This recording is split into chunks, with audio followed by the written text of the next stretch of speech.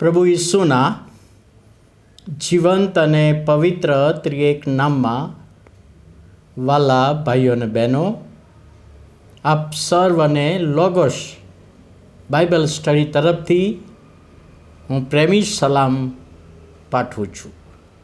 અને આજનો દિવસ 15મી નવેમ્બર 2024 અને શુક્રવારનો આ નવો દિવસ આપણા જીવનોમાં પ્રભુએ બતાવ્યો.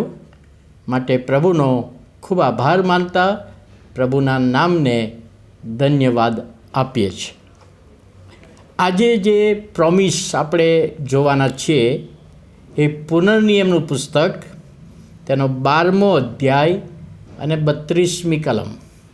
પુનર્નિયમ 12 અને 32 ત્યાં લખવામાં આવ્યું છે, જે વિશે હું તમને આજ્ઞા આપું છું તે તમારે કાળજી રાખીને પાળવી.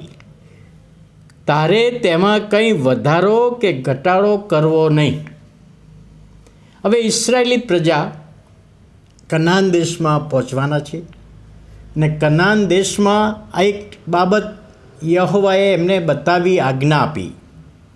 જે પ્રભુના વચનો, પિત્તરના પત્રમાં આપણે પ્રભુનું વચન વાંચીએ છીએ કે આ વચનો એ મનુષ્ય પ્રેરિત નથી, પવિત્ર આત્માની પ્રેરણાથી માણસો બોલ્યા અને એ લખવામાં આવ્યું છે.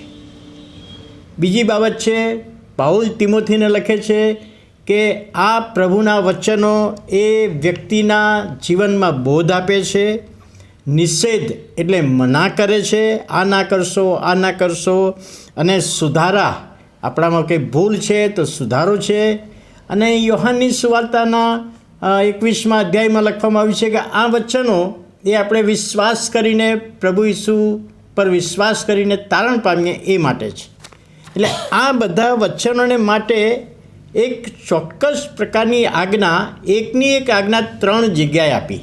બાઇબલમાં એક જ બાબત 3 જગ્યાએ. જો પુનર્નિયમનું પુસ્તક, તેનો 4થો અધ્યાય અને 2જી કલમ, ત્યાં લખવામાં આવ્યું છે કે હું જે વચન ફરમાવું છું તેમાં તારે ઉમેરો કરવો નહીં કે એમાં કંઈ ઘટાડો કરવો નહીં.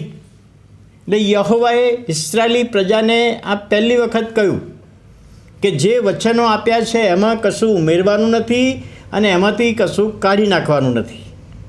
હવે બીજું, પુનર્નિયમ 12 અને 32 જે આજનું વચન છે એમાં પણ એ જ આજ્ઞા આપી છે કે તમારે જે આજ્ઞા આપું છું એ કાળજીપૂર્વક તમારે પાળવાની છે. તેમાં કંઈ વધારોય કરવાનો નથી અને કંઈ ઘટાડોય કરવાનો નથી. અને છેલ્લું રેફરન્સ પ્રકટીકરણનું પુસ્તક 22મો અધ્યાય 18 ને 19મી કલમમાં, પ્રકટીકરણ 22, 18 ને 19 કલમમાં લખવામાં આવ્યું છે, આ વચનમાં જો કોઈ વધારો કરશે તો દેવ તેના પર અનર્થો લાવશે. પુસ્તકમાં લખેલા છે તે.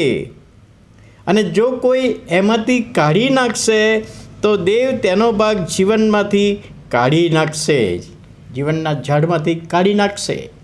એટલે 3 જગ્યાએ યહોવાએ પ્રભુનું વચન પવિત્ર આત્માના સામર્થ્યમાં માણસોને, ઇસ્રાયેલી પ્રજાને આજ્ઞા આપી. એટલું જ નહીં, પણ આજે તમને ને મને એ આજ્ઞા આપી છે કે પ્રભુના જીવંત વચનોમાં કશું ઉમેરો કરી શકતા નથી, કશું કાઢી નાખી શકતા નથી. હવે ખુલાસો કરી દઉં કે પ્રભુના વચનો પવિત્ર આત્માની દોરવણીમાં જે વચનો ખુલાસો કરે એ પવિત્ર આત્માના જે તે સમય પ્રમાણે બરાબર હોય છે. પવિત્ર આત્મા દોરવણી આપે, પણ જે લખેલું છે, જે 66 પુસ્તકોમાં લખેલું છે એમાં કશું તમે કાઢી શકતા નથી અને કશું વધારાનો તમે ઉમેરી શકતા નથી. ઉત્પત્તિ 2 અને 24. એ સારું, માણસ પોતાના મા બાપને મૂકીને પોતાની પત્નીને વળગી રહેશે. આ કલમ છે કુટુંબ આધારિત. એક બહેન મોટી ઉંમરના મળવા માટે આવ્યા અને એમણે કહ્યું કે સાહેબ, નવું બાઇબલ ક્યારે છપાશે? મેં કહ્યું તમારે શું કામ છે? તો કે જે આ કલમ કાઢી નાખવા માટે મારે અરજી આપવી છે. અને મેં એમને કહ્યું કે આ કલમ કાઢી શકાય નહીં. પ્રભુનો વચનનો એક શબ્દ પણ રિમૂવ કરી શકાય નહીં, એક શબ્દ પણ કાઢી શકાય નહીં. એટલે એની જે સમજ હતી એ બેનને અને એમના દીકરાને પત્નીને સમજ હતી, એ સમજ એમને બરાબર નથી. મા બાપને મૂકી દેવાના, તરછોડી દેવાના એવી વાત બાઇબલમાં લખી નથી. પોતાની પત્નીને વળગી રહેવાનું છે. પણ ઘણી બધી બાબતોમાં જે મુખ્ય એનો આશય છે કે સ્થાન બદલાય છે. હવે મા બાપ નહીં, પરંતુ પહેલાં પોતાનો પતિ કે પત્નીને પહેલું સ્થાન આપવું પડે, એ સમજ ઘણા બધા સ્વીકારવા તૈયાર નથી. ત્યારે પ્રભુના વચનોમાં અહીં આગળ જે આજ્ઞા આપી છે, પ્રભુના વચનો સંબંધી ઘણી બધી આજ્ઞા, કે વચનો તમે પાળો અને આશીર્વાદિત થશો, તમે ઈશ્વરની બીક રાખો અને આશીર્વાદિત થશો.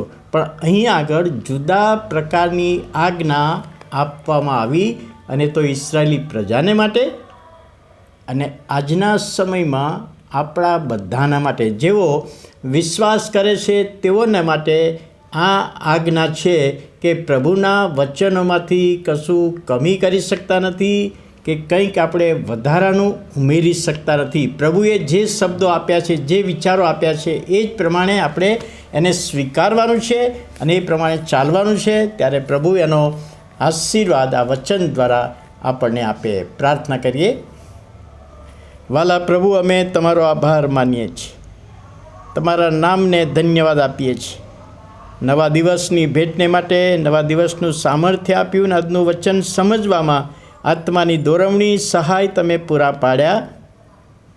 એ માટે પ્રભુ અમે તમારો આભાર માનતા સર્વ તમારા હાથોમાં સોંપાઈ છે. તમારા તરફથી અપાયેલા વચનોમાં અમે સુધારો વધારો કરી શકતા નથી, એ સમજ આપી આભાર માનીએ છીએ. ઈસુ પ્રભુના નામમાં સાંભળો અને માન્ય કરો.